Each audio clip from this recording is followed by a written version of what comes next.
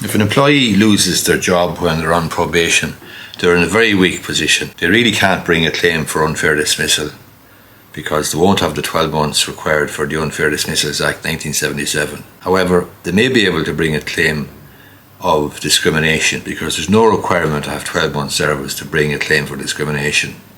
There was a recent case there in Dublin involving a creche worker, a young employee who had been dismissed. She worked in a creche and she was dismissed during the probation period.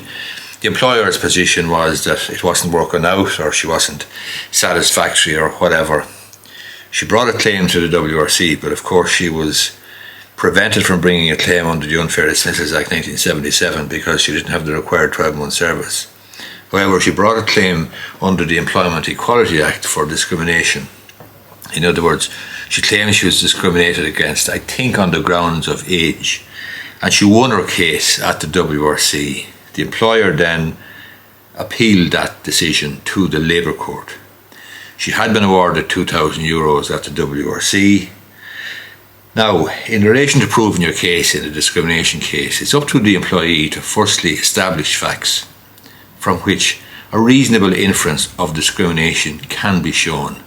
If the employee manages to do that, then the burden of proof shifts to the employer, and the employer must prove that essentially they did not discriminate against the employee.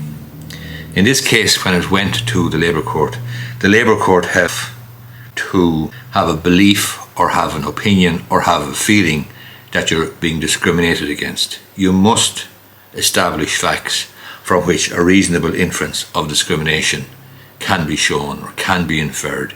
If you can't do that, then you can't shift the burden of proof and the employer doesn't have to prove anything and you cannot win your case. And in this case, the Labour Court set aside the award of €2,000 and basically said that all that's required of the employee in the first instance is to establish a prima facie case of discrimination to shift the burden of proof to the employer. But they must establish that prima facie case. Without that, the burden doesn't shift and the employee loses. This burden will not be shifted by mere opinion or assertions or the fact that the complainant falls within one of the discriminatory grounds. Something more than that is required. The something more is facts from which a reasonable inference of discrimination can be shown. The Labour Court set aside the award of €2,000 to the employee. I hope you find this video useful. If you do, I would appreciate if you gave it the thumbs up down below. Thanks a lot.